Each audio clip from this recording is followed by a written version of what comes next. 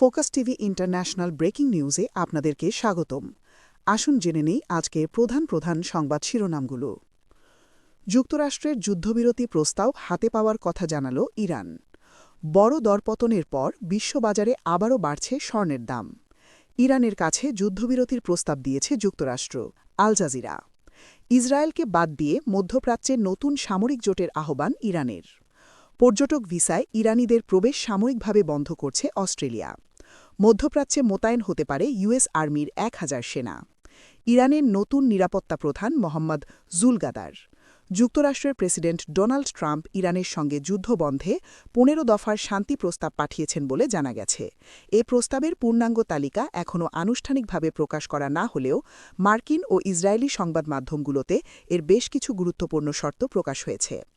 যুক্তরাষ্ট্রের আলোচনা কূটনীতির নামে চরম বিশ্বাসঘাতকতা, ইরানের পররাষ্ট্র মন্ত্রণালয়।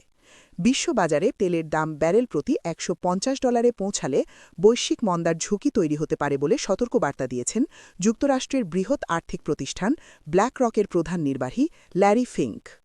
যুক্তরাষ্ট্র ও ইরানের মধ্যকার চলমান যুদ্ধ উত্তর কোরিয়ার পারমাণবিক নীতিকে আরও কঠোর করার রসদ জুগিয়েছে।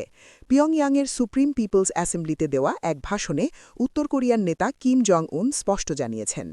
দক্ষিণ লেবাননে ইসরায়েলি যুদ্ধবিমান প্রতিহতের দাবি হিজবুল্লাহর। যুদ্ধবিরতিতে ওয়াশিংটন তেলাবিবকে ইরানের ৫ কঠিন শর্ত। এই ছিল আজকের প্রধান প্রধান আন্তর্জাতিক সংবাদ শিরোনাম। আমাদের পরবর্তী সংবাদ দেখার জন্য ফোকাস টিভির সাথে থাকুন। ধন্যবাদ।